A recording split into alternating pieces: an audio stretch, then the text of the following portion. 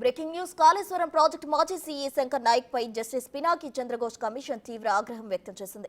విచారణకు పక్కదోవ పట్టించే ప్రయత్నం చేస్తున్నందుకు మండిపడింది. బరాజ్ల నిర్మాణంలో లోపాలు, అవకతవకలపై విచారణలో భాగంగా 15 మంది ఇంజనీర్లకు క్రాస్ ఎగ్జామినేషన్ నిర్వహించింది. నిర్మాణ లోపాలు దాయడంతో ఆగ్రహం వ్యక్తం చేసిన కమిషన్ ఎవరిని దాచే ప్రయత్నం చేస్తున్నారని ప్రశ్నించింది. ప్రాజెక్టులోని లోపాలు కేంద్ర ప్రభుత్వంపై నెట్టే ప్రయత్నం చేస్తున్నారని, ఎంత ప్రయత్నించినా వాస్తవాలు బయటకు తీస్తామని సీరియస్ అయింది.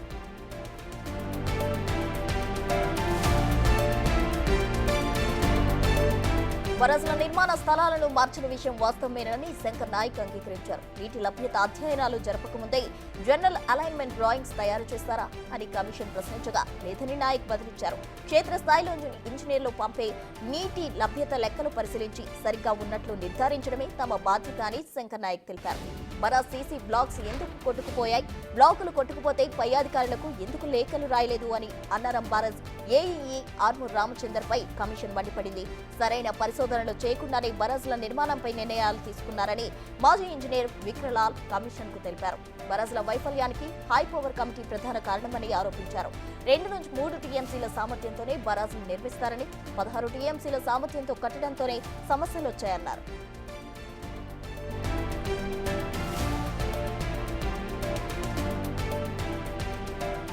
బరాజ్ల పునాదుల కింద ఇసుక కొట్టుకుపోయి ఏర్పడిన బుంగలను పొడ్చడానికి ముందు అక్కడి స్థితిగతులు తెలుసుకోవడానికి చేయాల్సిన పరీక్షలపై రాష్ట్ర నీటిపారుదల శాఖ అమలు చేయలేదు. దీనిపై నేషనల్ డ్యామ్ సేఫ్టీ అథారిటీ తీవ్ర అసంతృప్తి వ్యక్తం చేసింది.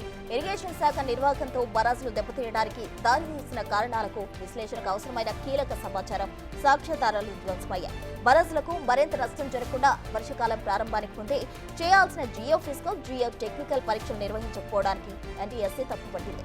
అన్నారం, సుందిల్లా బరాజ్ల పునాదుల కింద ఏర్పాటు చేసిన సింకెట్ ఫైల్స్ ను అధ్యయనం చేయడానికి ముందే కరైటిన్ గ్రౌండింగ్ చేసి భూగర్భంలో బుంగలు పూడ్చేశారు. పునాదుల కింద బుంగలు పూడ్చడానికి సిమెంట్ మిశ్రమంతో గ్రౌండింగ్ చేశారు.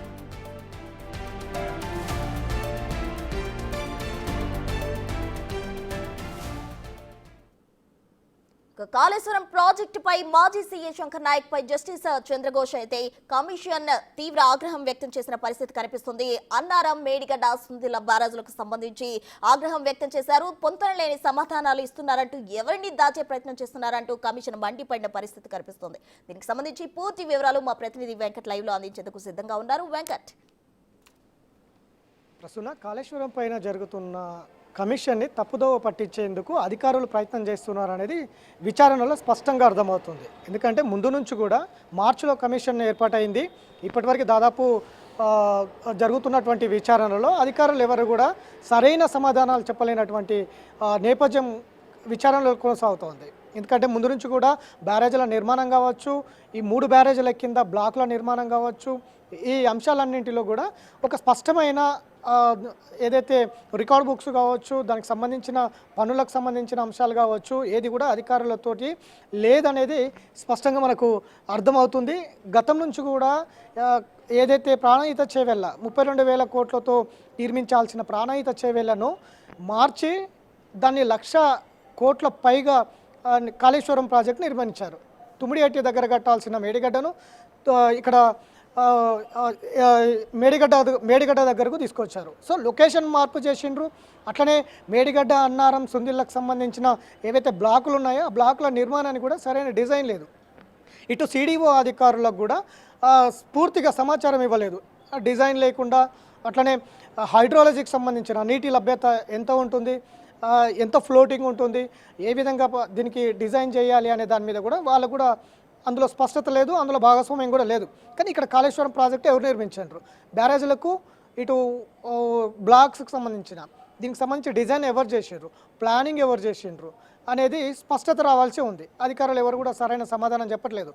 ఎందుకంటే గోదావరి అనేది మొత్తం ఇసుక ప్రాంతం.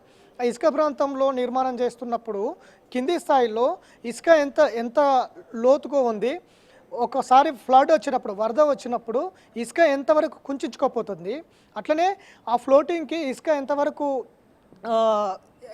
ఇసుక అంటే ముందుకెళ్తుంది, ఇసుక ఫ్లోటింగ్ ఎంత స్పీడ్గా ఉంటుంది అనేది ఒక స్పష్టమైన డిజైనింగ్ లేదు, అందులో ప్లానింగ్ కూడా లేదు. ఎందుకంటే ఇసుక ప్రాంతం కాబట్టి పునాదులు కుంగిపోయే అవకాశం ఎక్కువ ఉంటుంది. పూర్తిగా వాటర్ ఎక్కువ మొత్తంలో రావడంతో పూర్తిగా ఇసుక మొత్తం ఇసుక ప్రాంతం కాబట్టి వేసిన పిల్లర్లు అంతా కూడా కుంగిపోతాయి. కాబట్టి ఏ మోతాదులో, ఏ ప్రణాళిక ప్రకారం, ఏ పరిణామాల ప్రకారం, ఏ పద్ధతి ప్రకారం ఈ పిల్లర్లు నిర్మించారు గోదావరి నది మీద. సరే, తుమ్మిడిహట్టి దగ్గర మార్చిండ్రు, మేడిగడ్డకు తీసుకొచ్చిండ్రు, మేడిగడ్డ దగ్గర కూడా ఏ స్థాయిలో సీకెంట్ ఫైల్ వేసిండ్రు, ఎందుకు గుంతలు ఏర్పడ్డాయి, ఎందుకు అవన్నీ కుంగిపోవాల్సి వచ్చింది, ఇవన్నీ అంశాలు కూడా తేలాల్సిన అవసరం ఉంది. కానీ అధికారులు దీని మీద స్పష్టత ఇవ్వట్లేదు. ప్రాణహిత ఎందుకు మార్చిండ్రు? 32,000 కోట్లతో నిర్మించాల్సిన ప్రాణహిత 1,00,000 కోట్లకు పైగా ఎందుకు నిర్మాణం చేయవలసి వచ్చింది అనే దాని మీద కూడా స్పష్టత లేదు. సరే, కట్టిండ్రు, అక్కడ మేడిగడ్డ దగ్గర నిర్మించారు, అక్కడ బ్లాక్స్ ఎందుకు కుంగిపోయినాయి, ప్రాజెక్టు ఎందుకు బ్లాకులన్నీ కూడా డిజైన్ లేకుండా నిర్మించారనే దాని మీద కూడా స్పష్టత లేదు. పై అధికారులు చెప్పారు, మేము దాన్ని ఫాలో అయ్యామనేది చెప్తున్నారు. సిడబ్ల్యూసికి సంబంధించిన సిడబ్ల్యూసి ముందే హెచ్చరికలు జారీ చేసినప్పటికీ కూడా గత రాష్ట్ర ప్రభుత్వం ఎందుకు ముందుకు వెళ్ళింది? అట్లనే హైడ్రాలజీ ఇక్కడ నీటి లభ్యత ఎంత ఉంది, ఫ్లోటింగ్ ఎంత ఉంది అనేది కూడా భాగస్వామ్యం లేదు. హైడ్రాలజీ కేవలం నామమాత్రంగానే ఉండిపోయింది. సెంట్రల్ హైడ్రాలజీ మాత్రం అక్కడ నీటి లభ్యత ఉంది అనేది గత రాష్ట్ర ప్రభుత్వానికి అనుమతులు ఇచ్చింది. దాని ప్రకారమే మేము నిర్మించామని గత ప్రభుత్వం చెప్తుంది. కానీ రాష్ట్ర హైడ్రాలజీ డిపార్ట్మెంట్కి సంబంధించి అందులో మా భాగస్వామ్యం లేదు, పై అధికారులు ఏం చెప్తే అది మేము ఫైనల్ చేస్తామని తప్పించుకునే ప్రయత్నం చేస్తున్నారు.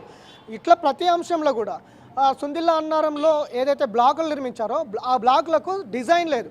డిజైన్ లేకుండా ఎట్లా నిర్మించారు అంటే స్పష్టత లేదు. ఫస్ట్ బ్లాక్ డిజైన్ చేసిండ్రు, అదే డిజైను అదే ప్లానింగ్ సెకండ్ బ్లాక్ని ఉపయోగించామని చెప్తున్నారు. అంటే ఎంత నిర్లక్ష్యం ఇందులో స్పష్టంగా కనిపిస్తున్నటువంటి నేపథ్యం ఉంది. ఒకవేళ కమిషన్ ముందు చెప్పినా కూడా మేము అడ్డంగా దొరికిపోతాం, లేదంటే పై అధికారులు దొరికిపోతారు, ఆ పై అధికారులు ఇందులో ఇన్వాల్వ్ ఉన్నారనేది తెలిసిపోతుందని అధికారులు భయపడుతున్నారా, లేకపోతే ఇంకెవరైనా ప్రమేయం ఉందా అనేది స్పష్టత రావాల్సిన అవసరం ఉంది. కమిషన్ కూడా చాలా సీరియస్గా చెప్తుంది. ఖచ్చితంగా మీరు నిజాల్ని దాటవేయాలని చూస్తే మాత్రం ఖచ్చితంగా మేము బయటికి తీస్తాం, ఎక్కడ దాకైనా వెళ్తాం. ఒకవేళ కమిషన్ ముందుకు రాకపోయినా కూడా మేమే వారి ఇంటికి వెళ్ళి విచారణ చేపడతాం, అవసరమైతే లీగల్గా తీసుకుంటాం అనేది కూడా కమిషన్ చెబుతున్నప్పటికీ అధికారులు మాత్రం ఒక స్పష్టమైన కాళేశ్వరం పైన ఆధారాలు ఇవ్వట్లేదు, సమాచారం ఇవ్వట్లేదు అనేది స్పష్టంగా అర్థమవుతుంది. అందులో భాగంగానే మొదటి రోజు దాదాపు 18 మందిని విచారించింది, సెకండ్ రోజు 16 మందిని విచారించింది, నిన్న 15 మందిని విచారించింది. ఇట్లా బహిరంగ విచారణలో 2 నెలల పాటు 90 మందిని విచారించింది. 90 మందికి సంబంధించిన మేడిగడ్డ, అన్నారం, సుందిల్లా వీరితో పాటు సిడిఓ అధికారులను విచారించింది, హైడ్రాలజీకి సంబంధించిన వారిని విచారించింది. అంటే వీరందరూ చెప్పే అంశం ఒకటే, డిజైన్లో సిడిఓ అధికారులు భాగస్వామ్యం లేదు, నీటి లభ్యతకు సంబంధించిన అంశంలో హైడ్రాలజీ డిపార్ట్మెంట్కి సంబంధించి భాగస్వామ్యం లేదు, ఇటు టెక్నికల్ డిపార్ట్మెంట్కి సంబంధించిన డిపార్ట్మెంట్ కూడా లేదు. ఇవన్నీ కూడా ఎవరు చేసిండ్రు అంటే ఏజెన్సీ సంస్థలే ఫైనల్ చేశాయా, లేదంటే కేసీఆర్ గత ప్రభుత్వంలో కేసీఆర్ ఆదేశాల మేరకే ఏజెన్సీ సంస్థలు పనిచేశాయా? ఈ నిర్మాణం చేపట్టిన తర్వాత డిజైన్ ప్లానింగ్ అంతా కూడా ఏజెన్సీ సంస్థలే చేసుకున్నాయా, లేదంటే కేసీఆర్ సొంత నిర్ణయాలు ఉన్నాయా అనే దాని మీద కూడా ఒక స్పష్టత రావాల్సిన అవసరం ఉంది. అందులో భాగంగానే పూర్తి స్థాయిలో ఈఎన్సీ నుంచి ఏఈ వరకు ఈ 2 నెలల పాటు దాదాపు 90 మందిని విచారించింది. ఫీల్డ్ లెవెల్లో ఉన్నటువంటి రికార్డ్ బుక్స్ ఎవరైతే మెయింటైన్ చేశారో వారిని కూడా విచారించింది. ఆ రికార్డ్ బుక్స్ను స్వాధీనం చేసుకున్నది. ఆ రికార్డ్ బుక్స్ కూడా పూర్తి స్థాయిలో లేవు. టెక్నికల్ డిపార్ట్మెంట్కి సంబంధించిన రికార్డ్ బుక్స్ పూర్తి స్థాయిలో అవి కనిపించకుండా పోయినాయి, అది ఎటువైనా కూడా తెలియదు. ఇట్లా దానికి సంబంధించి ఎన్డీఎస్ఏ రిపోర్ట్ కోసం కూడా కమిషన్ ఎదురు చూస్తుంది. కాబట్టి ఎన్డీఎస్ఏ రిపోర్ట్ రావాలంటే గత ప్రభుత్వం పూర్తి స్థాయిలో కాళేశ్వరం పైన నివేదిక ఎన్డీఎస్ఏకి సమర్పించాలి, కానీ ఆ పని చేయలేదు. పూర్తి స్థాయిలో ఎక్కడైతే సీకెంట్ ఫైల్స్ కింద బొంగలు ఏర్పడ్డాయో ఆ గుంతలు పూర్తిగా లీకేజీలు అవుతున్నాయి, పూర్తి స్థాయిలో కృంగిపోయే ప్రమాదం ఏర్పడింది, అన్నారం కావచ్చు, సుందిల కావచ్చు. కాబట్టి అవన్నీ తెలియకుండానే ఆ బొంగలు పూడ్చే ప్రయత్నం చేసింది. కాంక్రీట్తో పూర్తిగా బొంగలు మూడ్చడంతో అక్కడ ఏం జరిగింది, అక్కడ ఎందుకు విఫలమైంది, అక్కడ ఎందుకు కుంగిపోవాల్సి వచ్చింది, అక్కడ బొంగలు ఎందుకు ఏర్పడ్డాయి అనే దాని మీద ఇప్పుడు దాన్ని విచారణ చేపట్టడానికి అవకాశం లేదు. ఆ సీకెంట్ ఫైల్స్ కింద ఉన్న ఎక్కడైతే లీకేజీలు అయినాయో ఎక్కడైతే విఫలమైందో ఆ డేటా అంతా కూడా పూర్తిగా తొలగించినట్టు అయింది. ఇప్పుడు పూర్తిగా దాన్ని పై స్థాయి నుంచి విచారణ చేపట్టాలి. కాబట్టి ఇదంతా కూడా ఒక ప్రణాళికాబద్ధంగా అయితే జరగలేదు. పూర్తిగా నియమ నిబంధనలకు విరుద్ధంగా కాళేశ్వరం నిర్మాణం జరిగింది. దాని కింద ఉన్నటువంటి అన్నారం సుందిల్లా బ్యారేజ్లు కూడా ఆ విధంగానే జరిగినాయి. ఒక బ్లాక్లకు డిజైన్ లేదు, అట్లనే ఒక ప్లానింగ్ లేదు, మొత్తం ఆదేశాల మేరకే ఇవన్నీ జరిగినాయి అనేది స్పష్టంగా అధికారులు చెప్తున్నటువంటి తీరు అయితే కనిపిస్తూ ఉంది. ఎందుకంటే గత ప్రభుత్వంలో చాలా ఇది పెద్ద గ్లోబల్ ప్రచారం జరిగింది. ఇది కేసీఆర్ బ్రెయిన్ చైల్డ్ అంటూ కూడా ప్రచారం జరిగింది. చాలా నిర్మాణాత్మకంగా ప్రతిష్టాత్మకంగా ఆ ప్రాజెక్టును చేసిండ్రు. కానీ ఆ తర్వాత విచారణలో మాత్రం ఒక్కొక్కటి బయటపడుతున్నటువంటి నేపథ్యం ఉంది. కాళేశ్వరం అనేది పూర్తి స్థాయిలో వైఫల్యం చెందింది అనడానికి అధికారులు చెప్తున్న సమాధానాలే సాక్ష్యాలుగా నిలుస్తున్నాయనేది మాత్రం స్పష్టంగా చెప్పవచ్చు. దీని మీద ఇంకా పూర్తి స్థాయిలో కమిషన్ ముందుకు వెళ్ళే అవకాశం అయితే కనిపిస్తుంది. డిసెంబర్ 31 వరకు విచారణ గడువు ఉంది. అప్పటి లోపల నివేదిక ప్రభుత్వానికి అందజేస్తుందా, మళ్ళీ గడువు పెంచుకుంటుందా అంటే తేలాల్సి ఉంది. ఎందుకంటే ఇప్పటికే ఈఎన్సీ నుంచి ఏఈ వరకు విచారణ చేపట్టింది. మరికొంతమంది విచారణ చేపట్టే అవకాశం అయితే ఉంది. దాంతోపాటు ఎన్జిఓస్ కూడా వారి దగ్గర అభిప్రాయాలు సేకరిస్తామని చెప్తుంది కమిషన్.